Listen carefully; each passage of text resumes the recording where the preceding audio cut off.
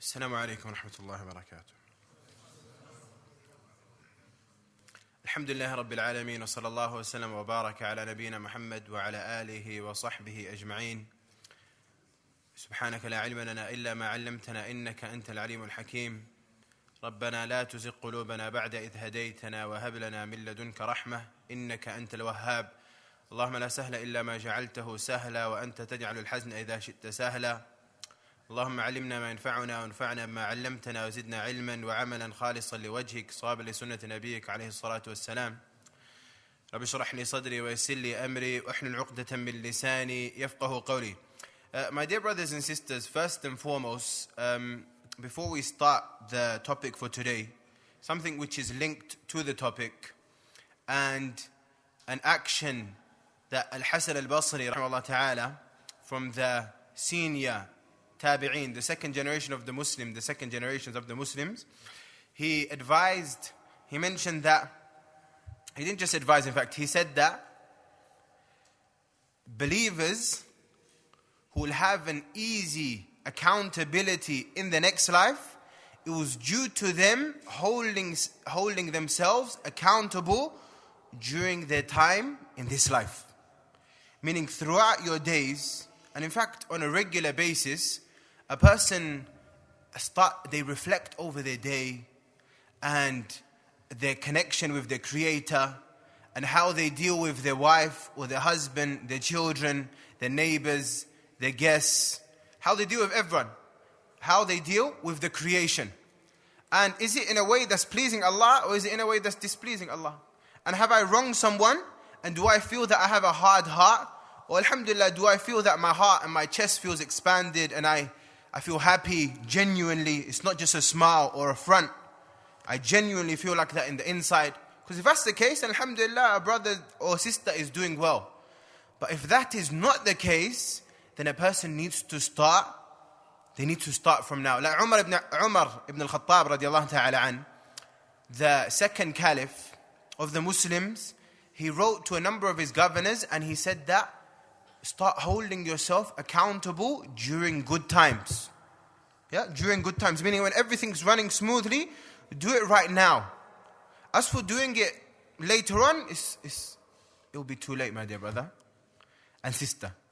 And you find that a number of the people of the past, they were very focused on taking care of themselves and checking up on themselves. In fact, even during the prayer, like Umar ibn Abdul Aziz, and we find Imam al-Nawawi, rahimahullah ta'ala, the same, when both of them, one time they performed the prayer, a night prayer, and they started to recite the verse, وَقِفُوهُمْ إِنَّهُمْ مَسْئُولُونَ, and stop them, they are to be questioned.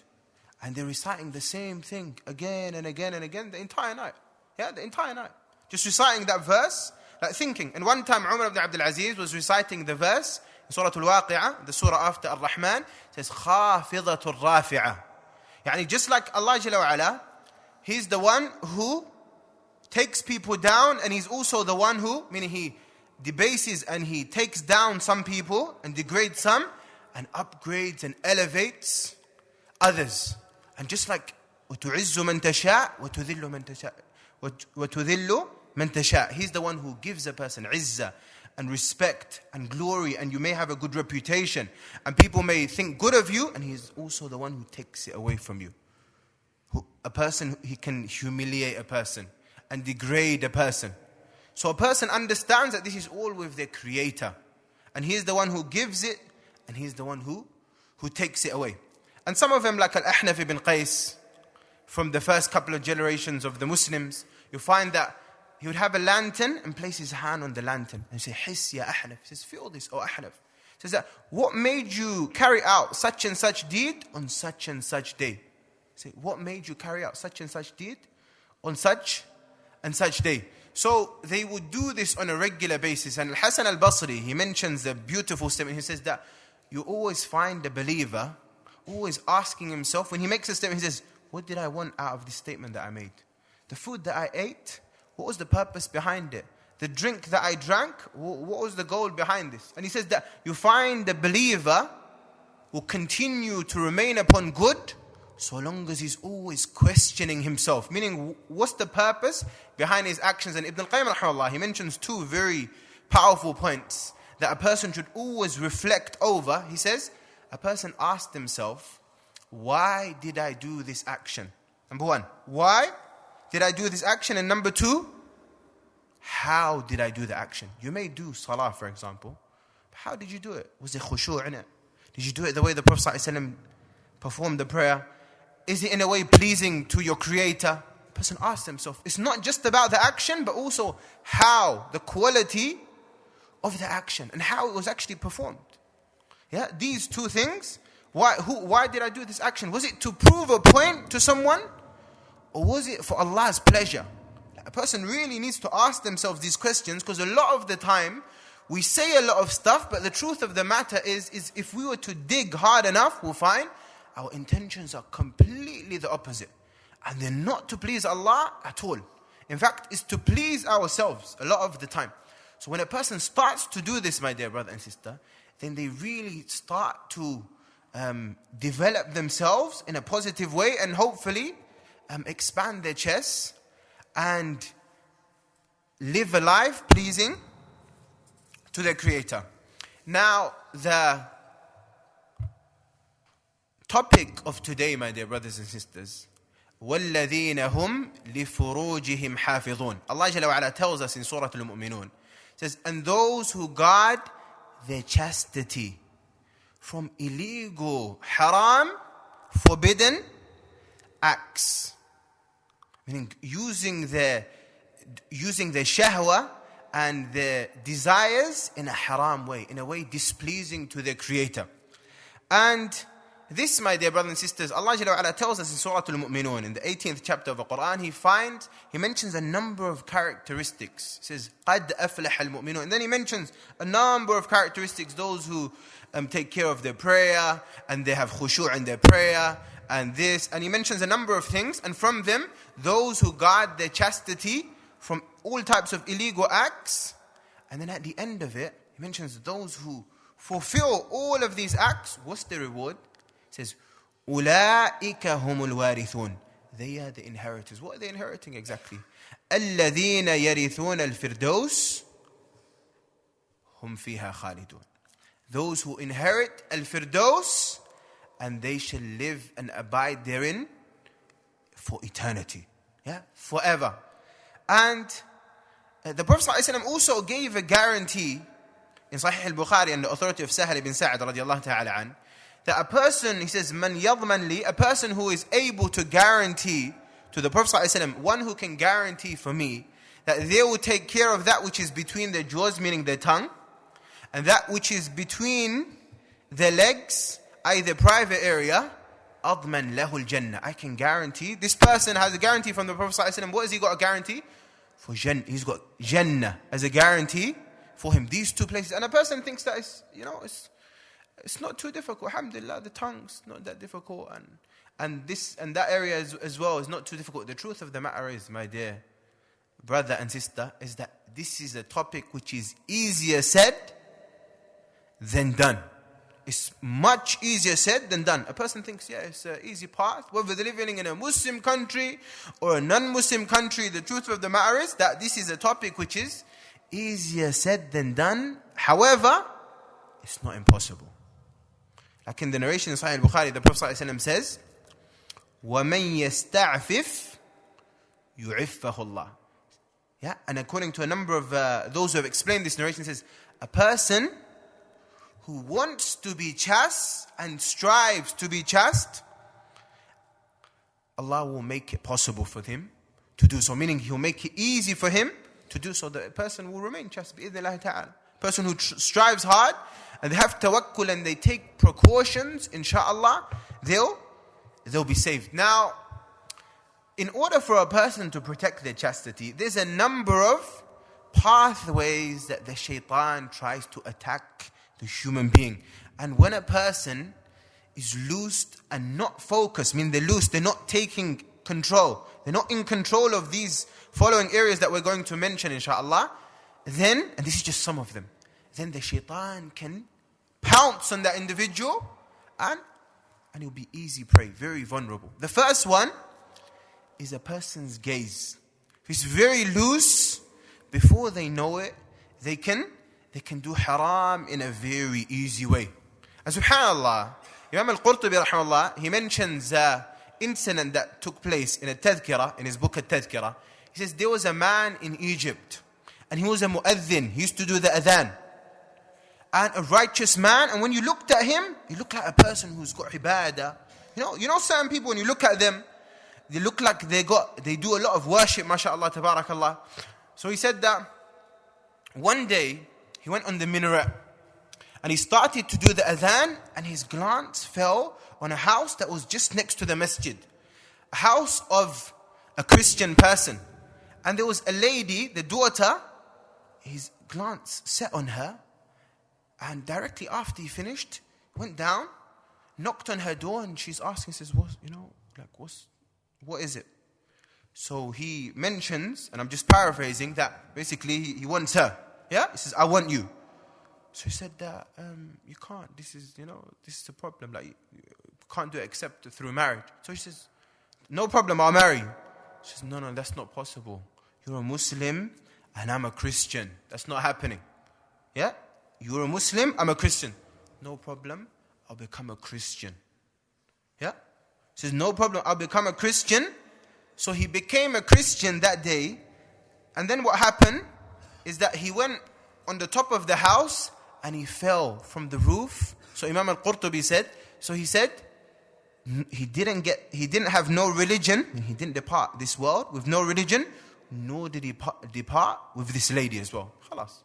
He lost both. He lost everything. Yeah, he lost everything. And from this, Imam al-Qurtubi continues, he says, the ulama mention, he says, don't be deceived by your good deeds and your acts of worship and thinking as if you're going to be protected. And it's all from Allah at the end of the day, my dear brother and sister. And there's many before us, many whose ibadah and knowledge, acts of worship were far more powerful than all of us. Yeah? They slipped. This is a very slippery path. Specifically if a person doesn't connect themselves with the Creator and doesn't take the precautions set down by the Prophet ﷺ and also by Allah Jalla wa'ala, first and foremost, and the Prophet ﷺ and the ulama who have commented on how a person can take precautions, a person can slip very easily. Yeah? Very, very easily. And you'll find that many other incidents as well.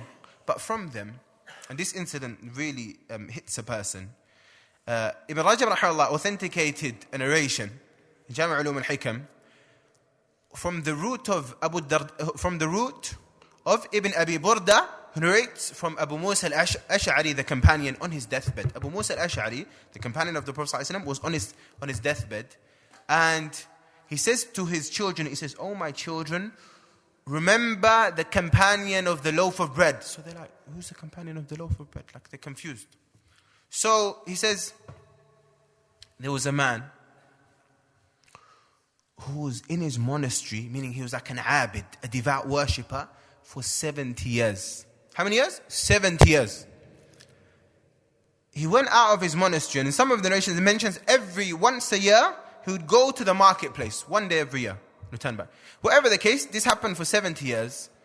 After 70 years, he left the monastery, he saw a lady, that's all, the glance, that's all it is. He saw a lady, and the shaitan beautified her in his eyes, and before he knew it, he slept with her for 7 nights.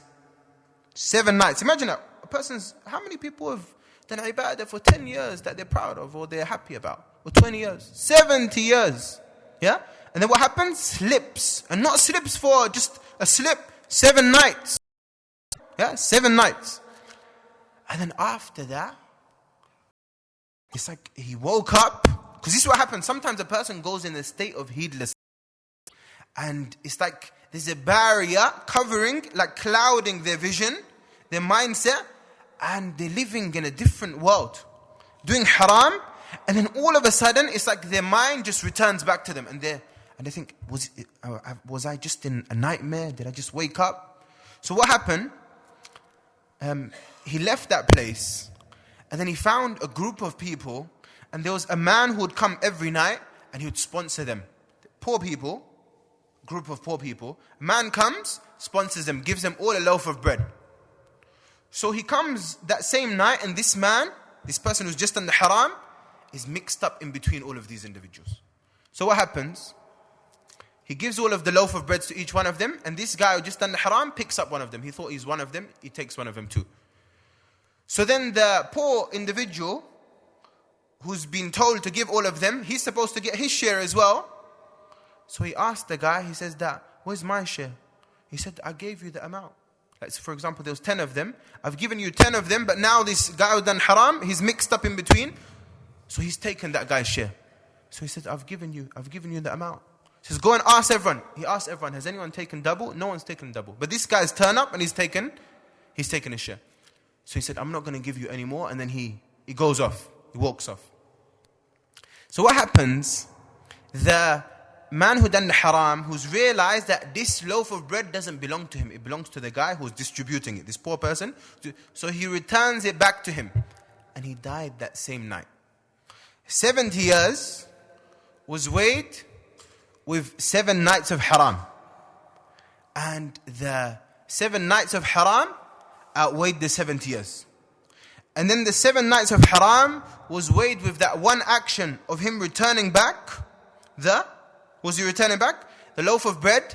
And the loaf of bread outweighed the 7 nights of haram. Then Abu Musa continues, he says, remember the companion of the loaf of bread. Because obviously when a person's on the deathbed, they need to remember, they need to have a lot of hope and think very positive of the Creator. But the point is, my dear brother and sister, is that it's possible for anyone to slip. Just because a person's been doing a lot of khair, or they've been learning knowledge for decades, so what?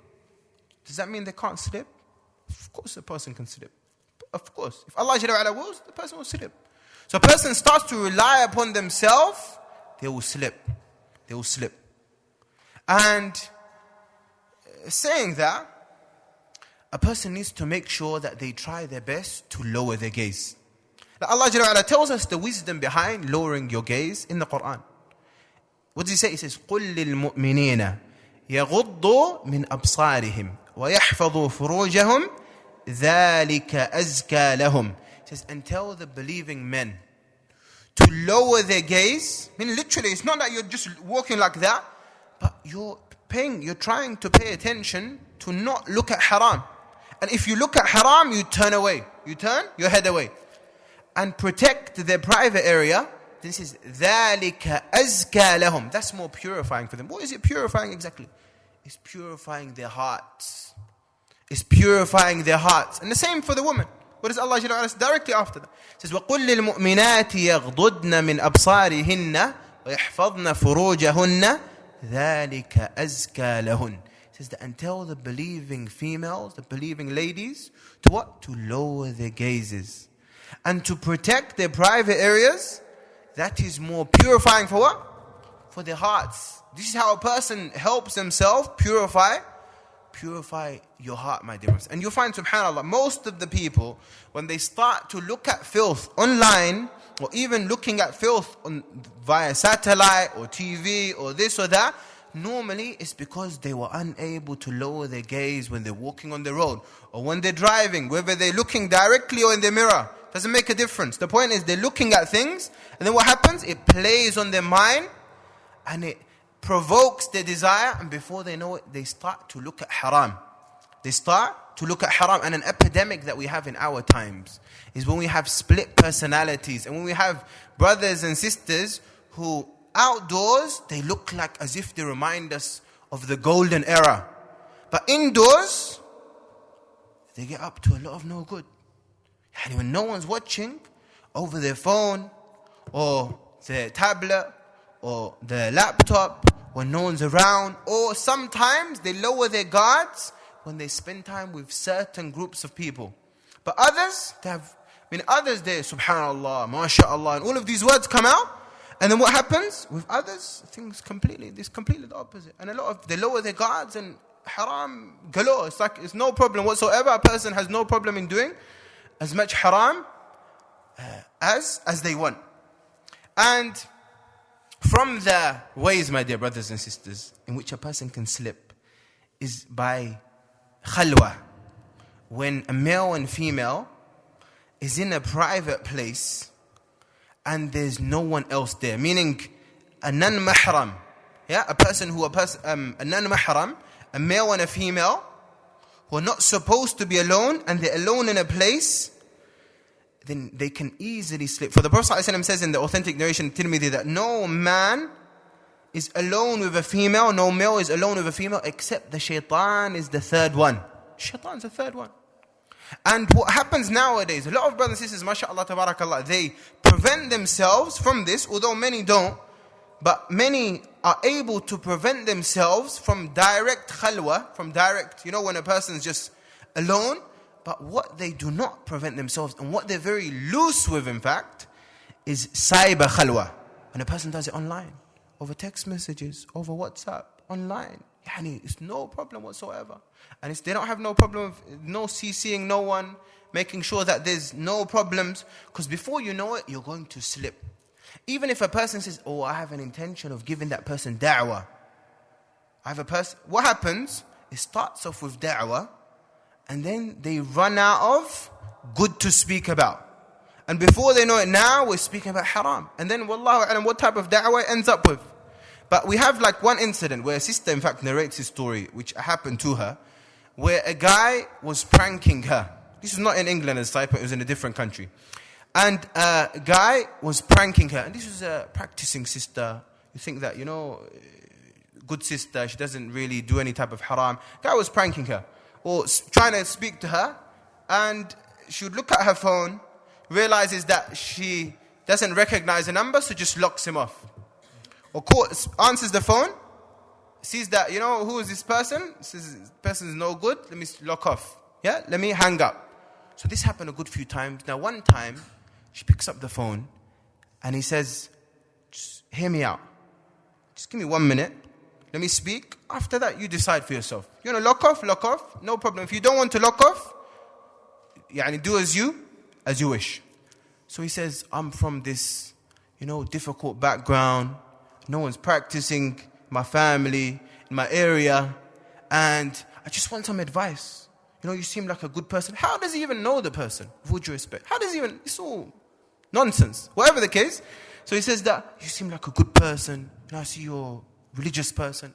All I want is a bit of nasiha. I just want a bit of advice. But, give me some advice, inshallah. So he says, okay, no problem. And she starts the advice. Says whatever she says.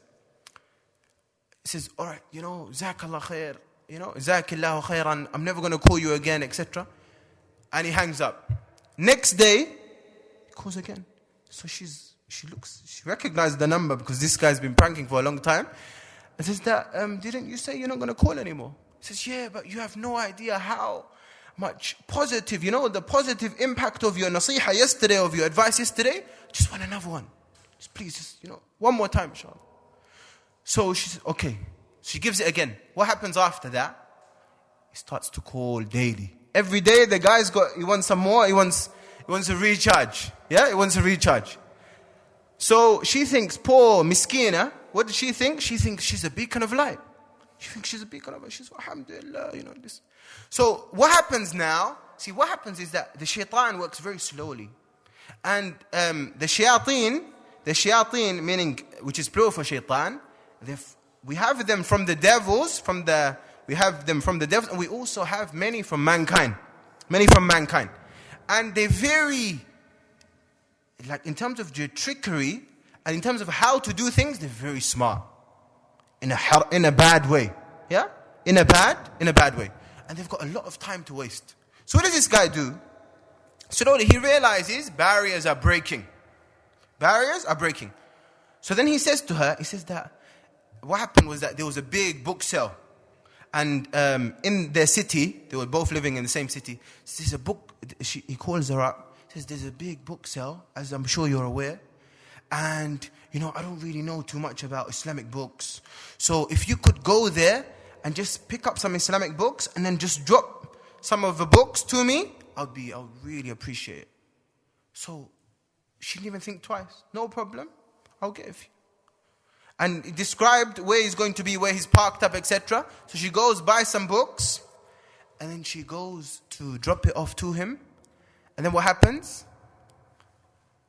He says, you know what, I'm not really too familiar with it. I don't really know how to read the books properly, how to deal with them. If you could just, give me a little crash course, show me how to use them. No, so she enters, and then they enter into a place where there's no one except for him and her, and a lot of haram took place. Yeah, alhamdulillah, she mentions that it didn't go the entire way, but otherwise a lot of other haram took place. So she mentioned this, why? So others can actually benefit. Otherwise there's no fa'idah in mentioning these sorts of, but so others can take heed and learn lessons from those who have slipped before them. So you find that when people say all of this, and even if they say I'm Hafidh of Quran, with all due respect, so Hafidh of Quran doesn't have shaitan telling him to do wrong. Or a person who's practicing with a beard or this or that, or sister, my dear brothers and sisters, let us read between the lines, and let us acknowledge that each one of us has a devil. Yeah, and each one of us, that the Prophet ﷺ, when he tells us that when we're alone with the opposite gender, the shaitan's the third one. Slowly, he's going to work slowly. Slowly going to break barriers, and then you're going to feel comfortable, and you're going to slip. Yeah, you're going to slip. And at the same time, finishing the second one up, which is in terms of al-khalwa, the same applies to if you're dealing with a married person.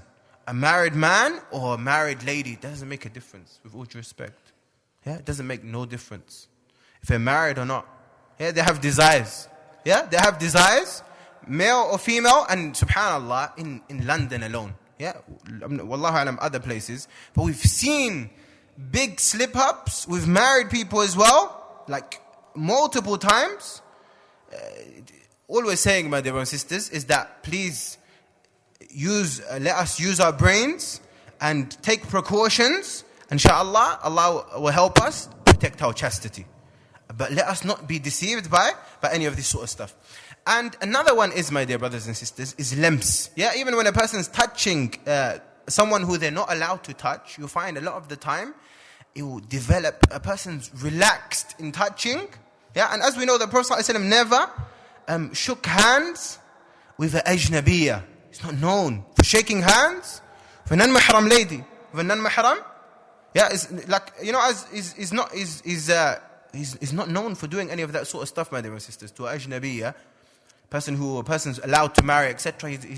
He never done any of that sort of stuff. And we find certain incidences as well. Like there was one incident where one of our teachers, in fact, was mentioning that he was speaking to a couple, and they were quite rich, and they had a chauffeur, and the chauffeur would take the female here and there. And one time, as they were just going to the supermarket, he just bought something, and they just touched. And he goes, ever since then, their marriage is just, on the verge of divorce. Like it's close to divorce. A lot of the time, that's how it happens. Small things, it all starts off very small, and it slowly grows. And this is why, when you find yourself, you've done something inappropriate, done something haram, try to nip it in the bud. Deal with it in its early stages. You find that when you look at someone who you work with, or who you study with, or whoever it is, and you find that you have desires towards them, a person really needs to take a step back early before it gets really bad. Even if it's your relative, yeah, even if it's a person's relative. Like you find, for example, there was one sister mentioning that she was quite close with her cousin brother, and they would go to classes together, and she said that I always saw him like my brother. And one time, as we were walking, he touched her in an inappropriate place. Yeah, and she said she was in complete shock. She said, I saw this guy as a brother. I never thought he has these sort of intentions towards me. And see, this is how it is, my dear brothers. When a person lowers their guards and they think that it's no problem, before they know it, it's very, very easy for them to slip up. And another thing is, my dear brothers and sisters, and we have a little bit left to finish off the verse, وَالَّذِينَ هُمْ لِفُرُوجِهِمْ حَافِظُونَ, in terms of protection of chastity, is that a person, specifically if they're in a marriage, or even if they're not in a marriage, for example, a father with his daughters or his sisters, a guy with his sisters, etc., and also vice versa, but specifically more towards females, that it's important for brothers to at least try to give attention to their female family members. Otherwise, if they're not showing them love, before they know it, like the Prophet ﷺ always showing his daughter Fatima lots of love, always giving attention to his wife Aisha and all of the rest of his wives as well. Aisha radiallahu ta'ala anha, you find plenty of narrations where one time, for example, in Bukhari and Muslim, the Prophet ﷺ enters into his house, and Aisha, and the Prophet ﷺ is not in charge of Birmingham or Small Heath. He's in charge of the Ummah. He is in charge of the whole Ummah. Enters into his house. Aisha says, I want to narrate a story to you. So a person, he's thinking, a person would be thinking as if Aisha radiallahu ta'ala is probably going to be narrating something really grave has happened. Maybe a lady's just come or a man's just come. But she narrates a story that happened back in the day before Islam, about a number of ladies, more than 10 ladies, making a pact that they're going to expose their husbands. They're going to talk all about their husbands. Yeah? Good and the bad. And then the story is a very lengthy story. Each one of them talks about it. And my husband's like this, and he's like this, and he's like that. And most of them didn't have, or a lot of them didn't have good things to say about their husband. And one of them, by the name of Zara', she only had positive things. And she was the best one. When she started speaking about her husband, this guy was like a gem. Yeah, he was a gem. She started going on, and the Prophet ﷺ at the end of the narration tells Aisha, is كُنْتُ لَكِ كَأَبِي زَرْعٍ لِأُمِّ زَرْعٍ. He says, I am to you like Abu Zar' was to Zar'.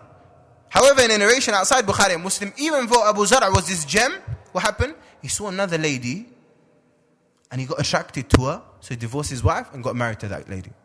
So the Prophet ﷺ says, I am to you like Abu Zar' is to Zar', but I will never divorce you. Yeah? But I will never divorce you. What does that show? It shows that he's been paying attention to this long narration and all of these, like over 10 ladies mentioning their relationship with their husband. He's paying attention. And then on top of that, to affirm that he's been paying attention, he tells her that I am to you like Abu Zar' is to Zar'. Why? Because Abu Zar' was the best one out of all of the husbands. Showing that he's saying, oh Aisha, I am paying full attention to what you've just been talking about. It's not that I've just been nodding my head. And he's like, and then after the wife asked, so what's your thoughts? And he's lost because he wasn't paying attention. He's thinking about everything else except what she was talking about. And then what happens is, trying to do simple things like buying an expensive handbag or taking them on a holiday or taking them to a restaurant or this or that, to just keep them silent. But it's not really it's not the way the Prophet ﷺ would, fill up their love bank, yeah, and the attention, showing that I'm giving you full attention, yeah, because when a person does that, then you won't find, inshallah ta'ala, this is also one of the reasons where we've even found married ladies and married men, let alone bachelors, and let alone people who are single, they start to go off track. This is one of the reasons, although it's not an excuse, but this is one of the reasons, because their spouse and because their partner hasn't really given them much attention. They're paying attention more to their phone or to their friends or to other things than their daughters or their sons or whoever it is, my dear brothers and sisters. Finally, Ibn Abbas radiallahu ta'ala anhuma, he mentions the fruits of a brother or sister who tries to stay away from these sins. What does he say? This is from the fruits, and then he also mentions the negative repercussions for a person who does harm. He says a sayyi'ah, which is a sin. When a person commits a sin, he says 5 things happen to them. And notice this, subhanAllah, if you find this yourself, you probably find this yourself. What are the 5 things? He says, what happens to a person is like there's darkness, in a bad way, on their face. And darkness, this is the first one, on their face. They can see it. Yeah? This is something apparent. The second thing is darkness in the heart. The third thing is they have problems, and it's like inadequate provision and sustenance. It's problem, things going wrong. Someone crashes their car, something happens with their finance, things keep going wrong, and they're trying to work out what the problem is. This is the third problem. He says they also have weakness in their body, meaning health problems sometimes, or weakness, and they don't know the reason behind it. And the last one, he said, and hatred in the hearts of a creation towards this person. Person, sometimes their own wife or their own husband don't like them. They're trying to work out what's the problem.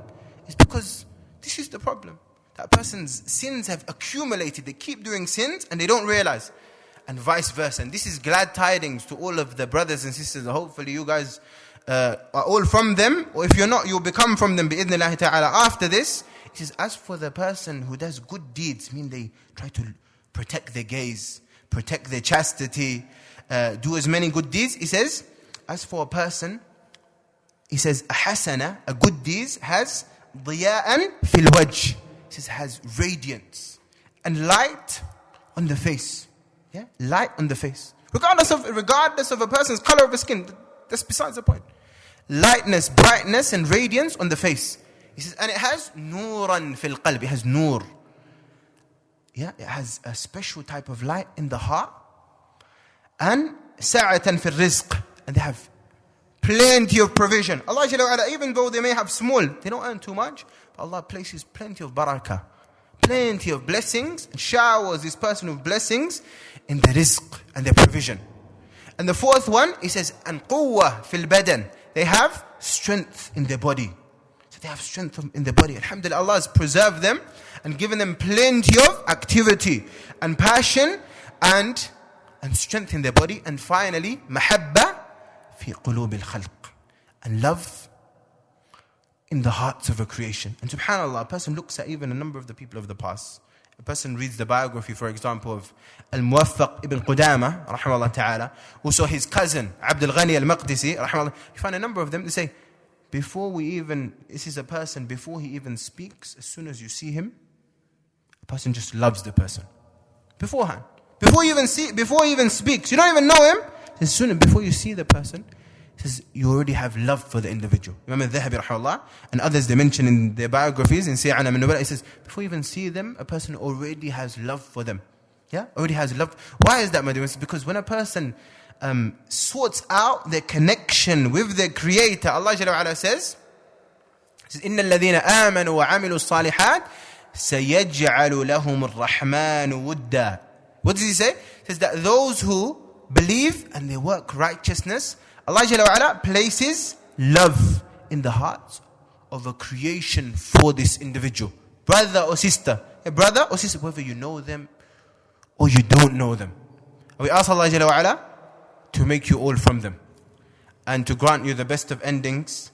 And for those of us who may have slipped in the past or have any shortcomings in respect to anything that was mentioned, we ask Allah Jalla wa Ala to forgive us all and to protect our chastity and to protect our honor and to allow us to be from those who believe and work righteousness and encourage one another to do righteousness and to enjoin the good and forbid the evil and encourage one another to have patience. Barakallahu feekum wa jazakum Allahu khairan. Assalamu alaikum rahmatullahi wa barakatuh.